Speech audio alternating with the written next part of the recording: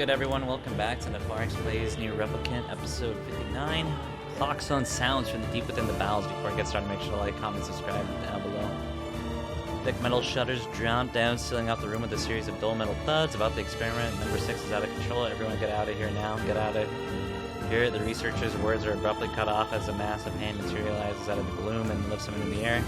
The researcher begins to scream. It screams and screams, the sound of echoing off the loud walls of the laboratory until the hand squeezes down, coating the room in a deep crimson hue. The rest of his colleagues stand in silence, mouths open, unable to perceive which they have just seen. And a female scientist takes a step back and lets fly with a heartbreaking wail, but this is a terrible mistake, for the sound of the cries suddenly brings forth the monster, all of its terrible glory. Its body is bloated corpse, its heading of a grinning skull, and it is massive, many times the size of a human. The head lolls from side to side as it tromps around out the room on all fours, bringing to the mind wild maneuverings of some wretched, starving beast. The creature this thing is experimental weapon number 6, also known as Hawa. Oh no, please stop. Oh God, please save me. I don't want to die. One by one, the medic cries of the researchers are silenced. If number 6 understands their petitions, it pays them no heed. Instead, continuing the rampage of destruction and slaughter with the focus that borders on obsession. After eternity, the screaming stops, the alarm falls silent, and only then does the creature make a sound, howling out with an unfathomable roar that echoes down the empty halls of their blood-soaked laboratory. It's a sound that curses those who have dared bring such evil to the world, and yet no one also seems to be pleading for help.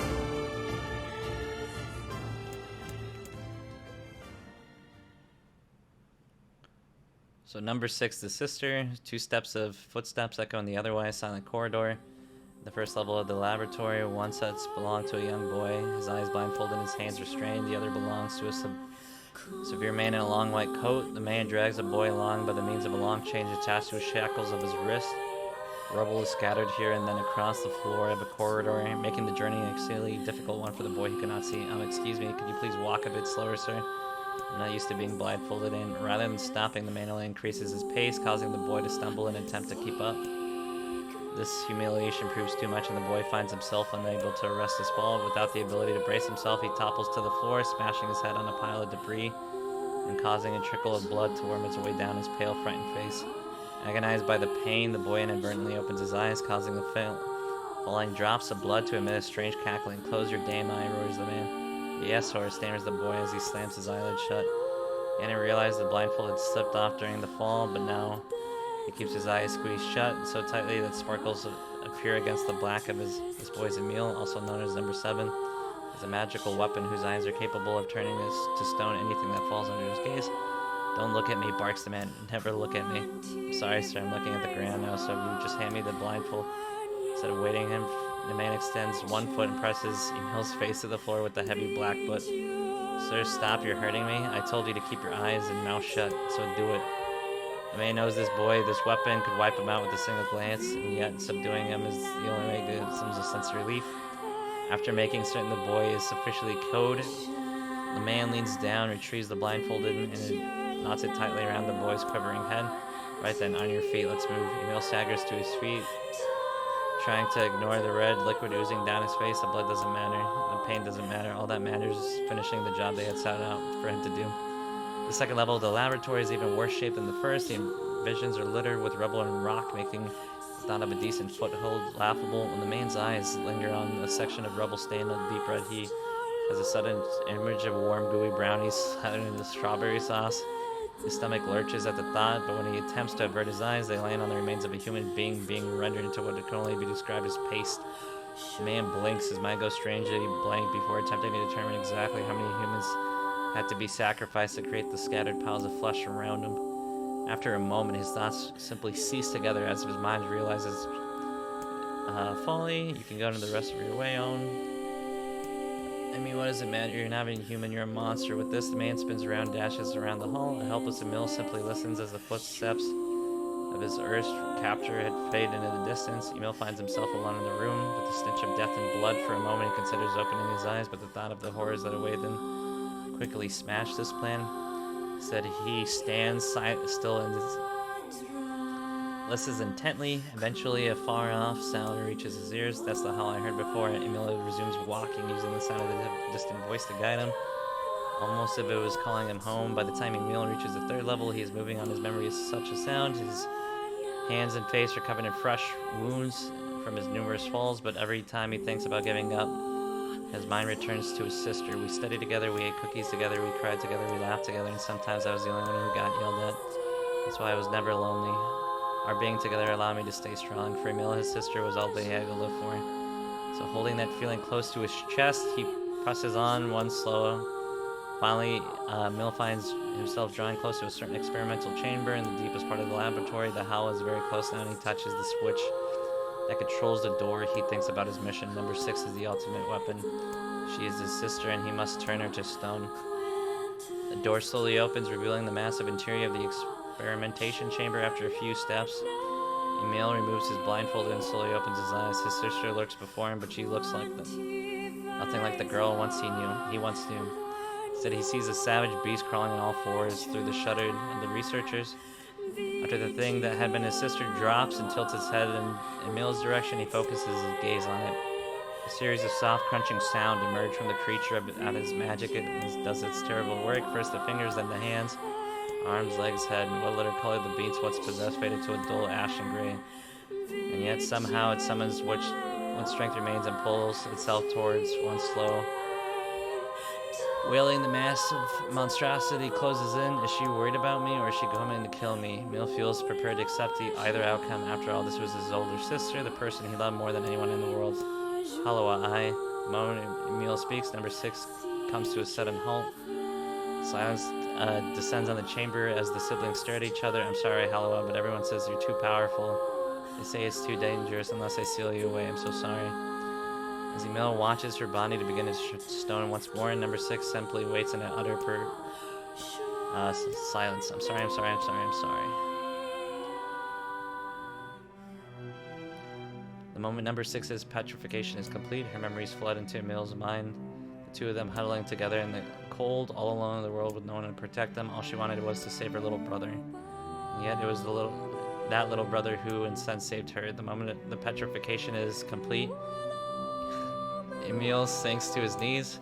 Frozen sister and a little brother rack the sin. Alone in the cold cage, the two of them weep in a single silent voice. I mean, I guess they got what was coming to them, right? It was our combined power to destroy the area, whole existences, entire lives, even their memories. We took it all. We took everything. My sweet, gentle sister turned into a monster. The same thing will happen to me now that I have her power. My instinct says the weapon went out and destroyed me in the process. If that power ends up hurting someone I love,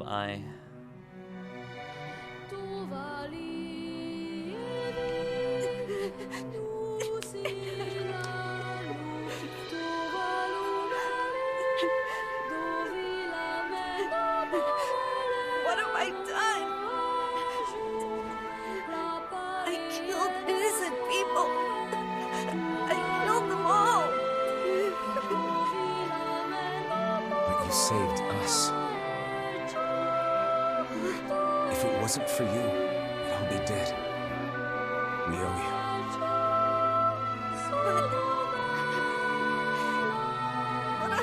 It's all right.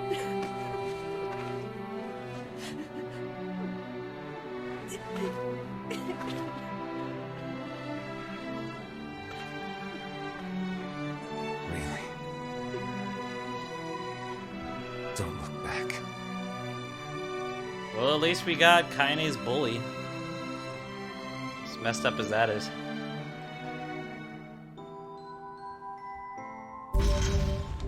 Sacrifice, key fragment. Keep it rolling. We had best be off. Yeah.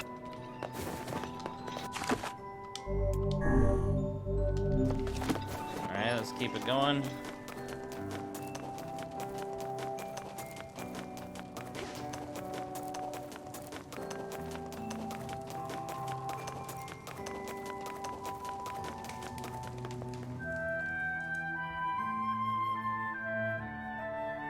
Maybe Popol has found some information. Very well. Off to the village. On delay. God, this game is depressing. I feel kind of bad for just speeding by it here. I already got 3 key fragments in a period of an hour, basically. And besides, like, the 45-minute, like, audiobook session, like, that was pretty short so far.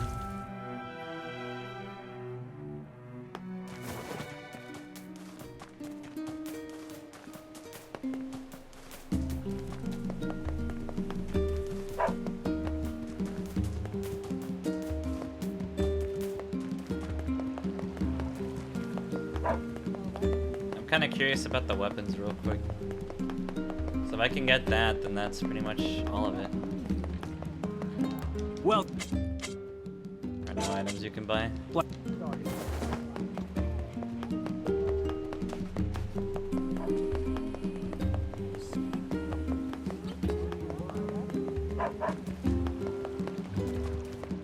Screw it, let's go to Popola. So we got the area, we got that. Trying to think of anything else we might have missed. I'm assuming facade, and then like anything else might be just probably be a side quest, honestly.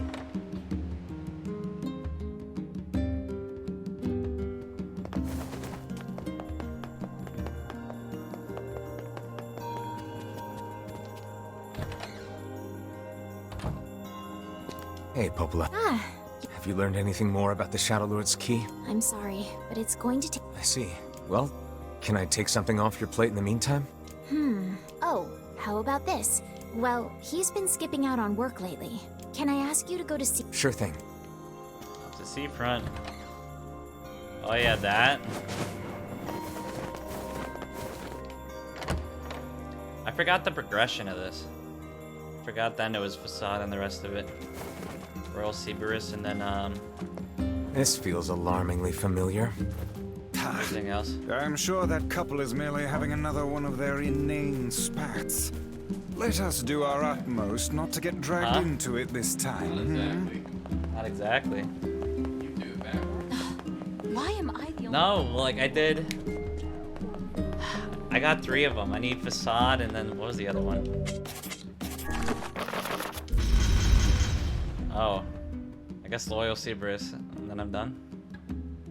Or what's the middle one there? It's clearly just Loyal Cerberus. Dude, I sped run this 2 hours to get this. Yeah. What the fuck? He's on his way. He's on his way? Alright, cool. Should I wrap this up? I would do that part right there, the ship one. Alright. I'm moving.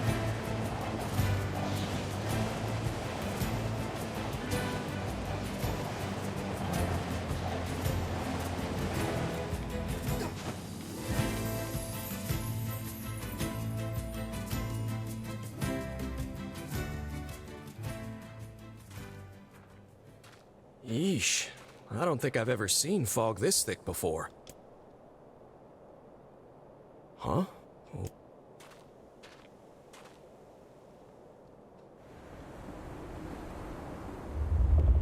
the postman saw it? Oh, it's giving backstory on this. I remember now.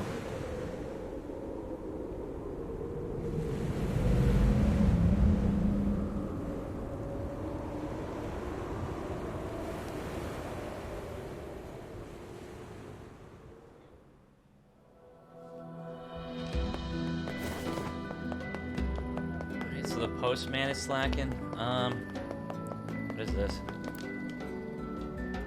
Oh god. What's wrong? Oh hey, I remember. Seeing as we've... I had a fight with my husband. Ran away from home, It's flabbergasted. I was saving up a bunch of apples. That's... Well, sure, I may have lost my temper a little, but all right, all right. And here we go again. Shall we... Thanks. Dude, what weapons am I missing? Weapons collection, whatever.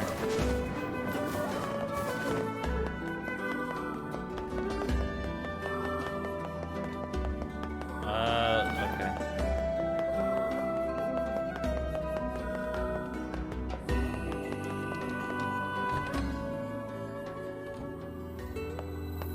Hey there. I'm looking for the guy with the red bag. Really? Is that good? Yeah, the guy took off and hasn't been... Hardly. Their arguments are... Anyway, I think his brother... Thanks for the tip. Say, you're pretty handsome. Yeah. Huh.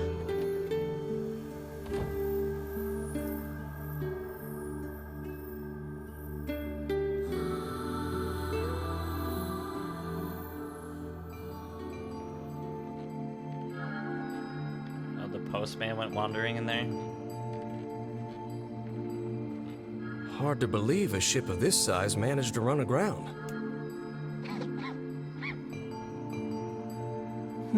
Hey, Okay, I definitely heard someone cough just now. Maybe it's one of those kids from town? But where?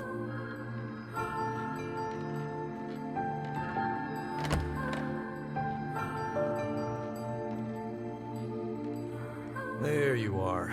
What are you doing here, kid? And who are you, anyway? Were you a passenger on this ship, maybe? Hey, it's okay. You don't need to be scared.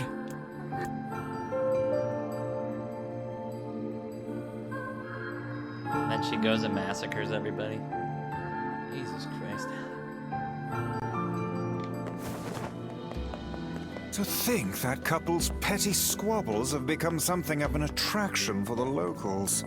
Doesn't surprise me in the least. Seeing people like that puts a little spring in your step, you know? You humans truly are a maddening bunch. Such buffoonery does little more than wear this old tome out. I appreciate how the audio still goes into the item here.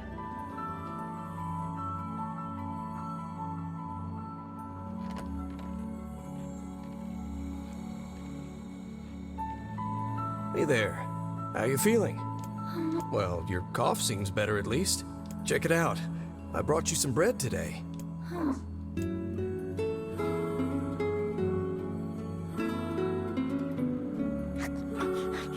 They humanize the girl. She's starving.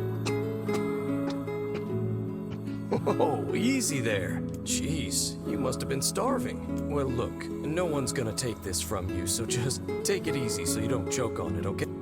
So, what would actually scratch that? First things first. I can't just keep calling. You got a name?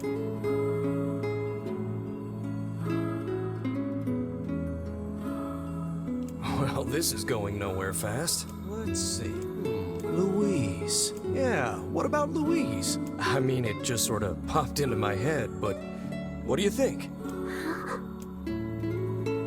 Louise likes it.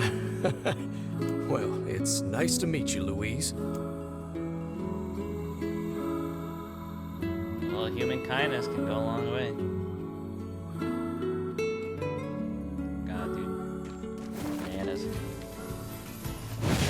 We searched the southern plains back when the wife ran off too, right? I believe we did, yes.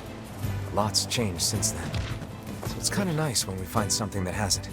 The fact that couple is still arguing almost fills me with, I don't know, hope, I guess. If you asked me, that particular couple could benefit from a little change.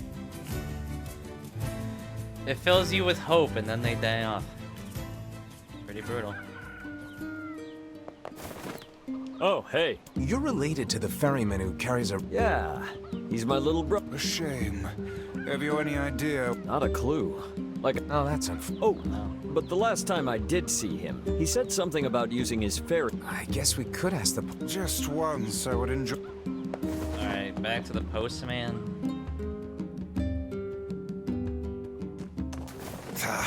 I cannot believe how many trips we have made simply to track down a single man. It's all right to do this kind of thing every now and then. I only pray this is not the calm before some manner of storm. Say there, lad, have you ever penned a missive? You mean a letter? No. I'm not big on writing. It always takes me forever to figure out what I want to say.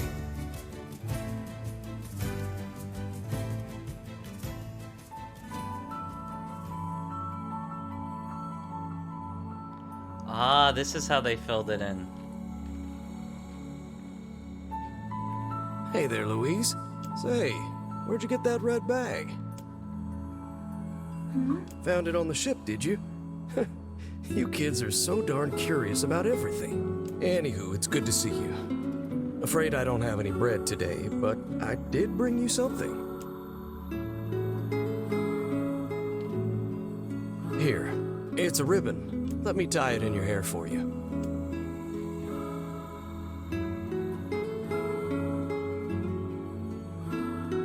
Well, what do you think? Pretty nice, huh?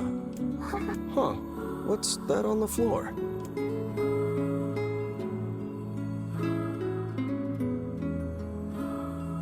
Oh, it's a mirror. Well, that's a stroke of luck. Let's go ahead and check out your new look. If you go over there where it's brighter, you'll be able to see yourself more clearly. What's wrong? Don't you want to see? Oh, I see. You don't like sunlight. Guess your eyes are pretty sensitive after spending all this time in the dark, huh? Well, it's not like we can have you stay here forever. We should work on getting you out of here so you and me can go look at the sea together. How's that sound? She didn't pop off on him. Jeez.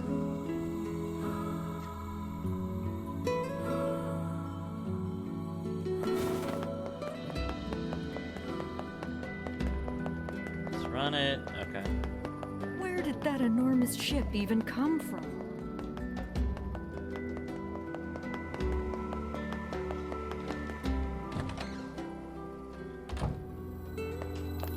Hey, postman. I'm sure as I just swung by to pick up a... Anyway, you here? No, there's this couple of... Sorry, pal. Still, that's pretty weird. My buddy's daughter took off too. I find it exceedingly... Any idea where she might have... That is the question, isn't it? Actually, you know what?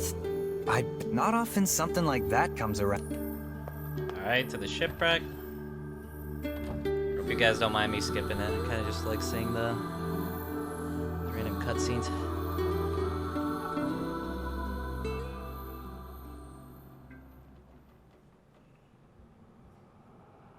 Hey, Louise. I brought your food for today. What's wrong? Huh. You haven't been eating much lately. Are you okay? Well then, let's try this.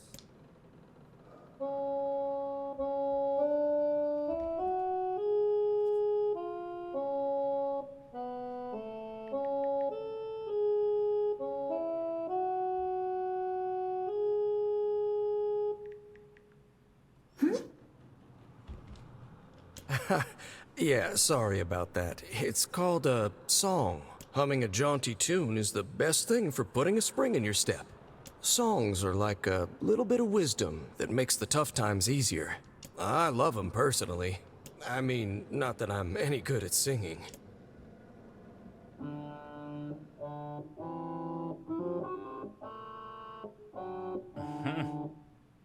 Whoa, your voice is a bit rough there, but you're actually pretty good. You know, I knew someone who lived in the town lighthouse before she died. She used to hum this same song a lot. I heard it every time I stopped by to deliver something, and I guess, of course, that was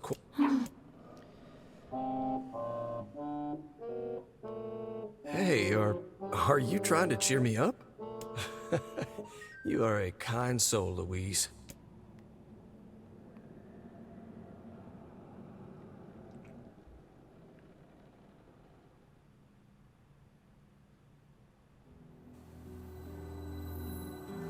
I'm sensing some really weird magic going on here, Sunshine. You feeling it too? Yeah. Is it a shade? Are you actually trying to think something through rather than just jumping in and killing? What's wrong, Kaine? Nothing. It's just... I'm sensing a presence from seafront. Something like a shade. A shade in the town? That's not good.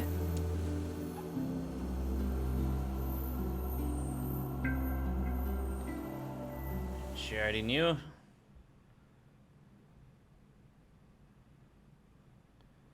Oh, damn. A shipwreck, is it? I suppose we might as well investigate, seeing as how we lack any other tenable leads. Right. Let's head for the inlet. Kaine. Emil. They're already there? Oh, that explains it. What's going on?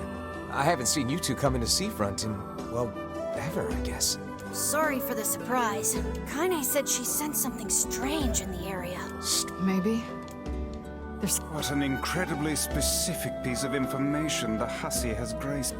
Go ahead and call it What a is day it, here. Kaine? If you enjoyed this content, make sure to like, comment, subscribe down Nothing. below. It does help.